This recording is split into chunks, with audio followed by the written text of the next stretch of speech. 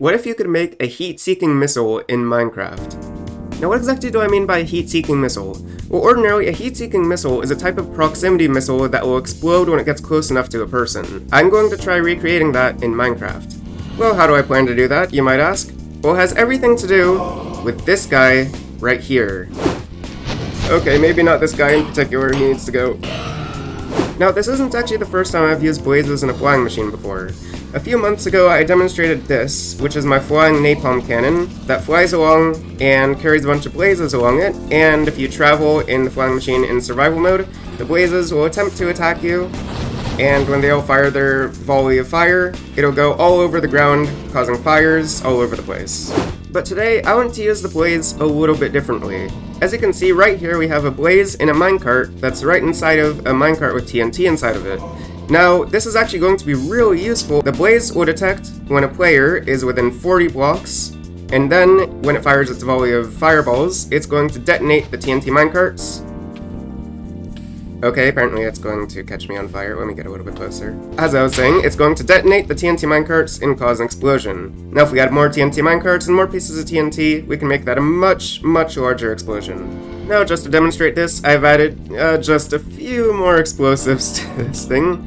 So if we go ahead and start ourselves into survival mode, and we get a little bit closer, the blaze is going to attempt to attack us. It'll set off the TNT minecarts, which will cause quite a bit of damage. So now that we have this thing set up, let's get it flying through the air. Now ordinarily when I build flying machines, I build them a bit like this. It's really simple, it's really compact, and it's very fast. But unfortunately for our purposes, this is actually going to be a bit too fast. It might go past the player before it can fully detect them, and also it might actually end up breaking the blaze out of its minecart. So we're going to need to make a slightly slower flying machine than this. Here's a design for a slightly slower flying machine that I found. This one is by Cube Hamster, and I'm very thankful for it because I am pretty terrible at actually designing my own flying machine engines. But as you can see, if we put a piece of obsidian here, this one is ever so slightly slower than an ordinary flying machine. Now that we have our engine ready, our next step is to deck it out with as much TNT as possible. This is currently pushing 6 blocks, so we have 6 more blocks to play with, so let's add TNT here, so that's 2, 3, and then maybe we can expand it out here a little bit, so add another one of these.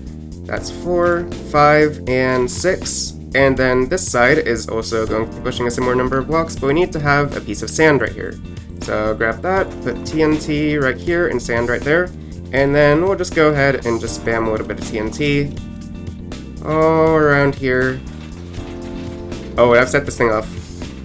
It does appear to be moving though. That is what we want to see. So already this is looking pretty deadly, but now it's time to add in the actual detector. Alright, now that we have all the explosives in place, it's time to set this thing off. So if I break this piece of obsidian here, it's going to start moving our flying machine, and as you can see, everything is moving properly, the blaze is staying in place. And now, if we were to go, let's say, over here, and I'll set it myself into survival mode, and you can see already the blaze is detecting me from that far away, it's setting off the TNT minecarts, and there goes the explosion. Now the design I just showed you was quite small and simple, but I wanted to see what would happen if we went just a little bit bigger. Now I haven't tested this version at all, so it may not even fly. I guess we're about to find out right about now. It seems to all be flying, so I'm going to go over here and set myself in survival mode. As you can see, we have 2 blazes now to detect the player, so we should get a pretty accurate hit. And ooh, yeah, that was amazing, wasn't it?